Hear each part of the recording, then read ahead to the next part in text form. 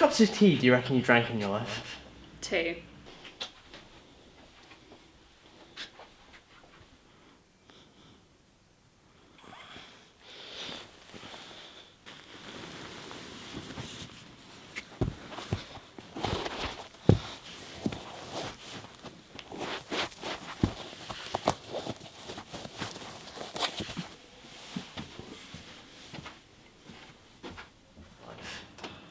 A quarter of one?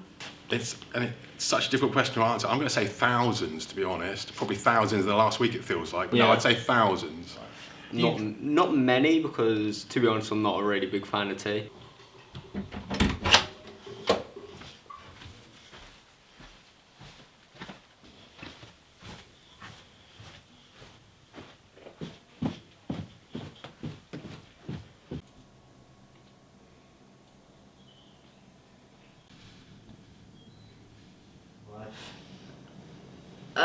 I can't count that high. How many cups of tea have I drank in my life? Ooh. You know what? Might be a low number. I'll probably put it to 1,000. Maybe a couple more than that. Okay. More of a coffee guy, but tea's good.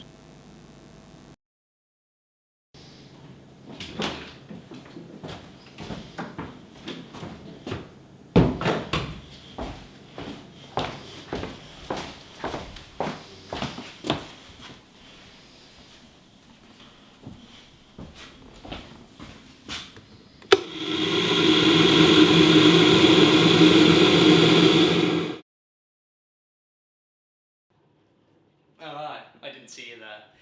My name is Gabriel Hawker, and if the title hasn't tipped you off, this documentary is about tea. And considering I'm making a documentary about tea, I myself just love tea. You'll probably find me drinking tea every hour of every day. I'll be drinking it in the morning, the afternoon, and even the evening. But I'm not the only one who has an opinion on tea, so let's go have a look at that. Do you enjoy drinking tea? I love it. I love drinking. I love tea. It's just such an icebreaker, you know. You can just stick the kettle on, and I enjoy tea immensely. No. no, I really don't. Because you live without it. Oh yes. I think I could live without tea. I think it would be a sad existence, but I could live without tea. Yeah, I already am. Do you have any good memories associated with tea? No, not really. For me, it is a nostalgic thing, like with my family, my grandparents, like tea time. My grandparents have always had like tea at 3 o'clock in the afternoon, and that usually comes with cake, which is the good bit. I think if a person doesn't know the sensation of being ill or under the weather and someone you care about bringing you a cup of tea, you know, that's probably one of the warmest feelings in the world. So if people can't associate with that, then I don't know. Yeah, I if definitely anybody agree. can.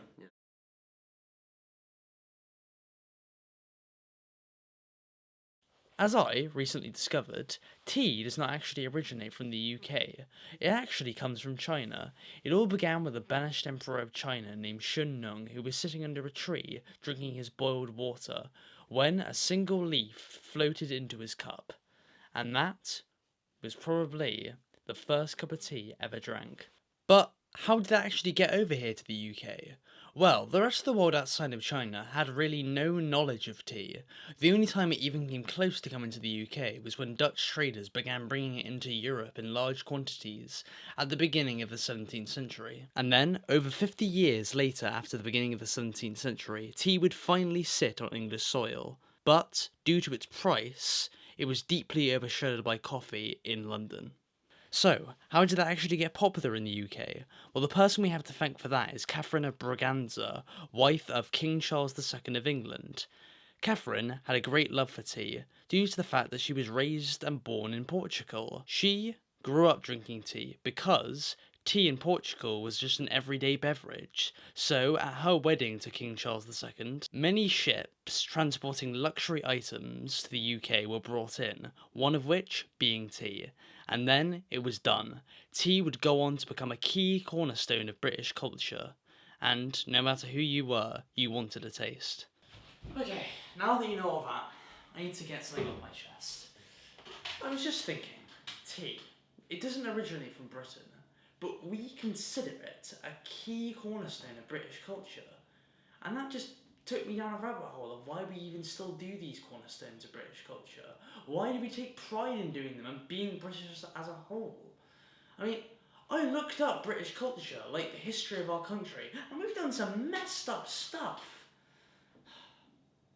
No, I'm not. I don't think I'm smart enough to really unravel this. I need some different perspectives. Why do you think that people like in Britain take part in like the cornerstones of the culture? I mean, it's one of the things as like when in Rome type. So you go to America, you try their big food and their big cars, and you go to Indian and you try their curries, and you go to British lands and you try their tea. It's one of those. And why do you think people take pride in being British, and do you yourself take pride in being British? I don't overly say I am British. Like I am obviously a British citizen, but I wouldn't say I'm like patriotic British. I think people take pride in it because I think they need something to be proud about themselves, because otherwise I think they fall into self-loathing. Mm-hmm. And even though this country isn't perfect, it's still not perfect now, but it's better than it was. And yeah, I think that's why they fall for it. I do think there's positive things about being British. I do think as a country we do have positive aspects of our culture. However, I think we do not portray ourselves as a nation in the best light. Mm-hmm. So no, I'm probably not the most proud to be British.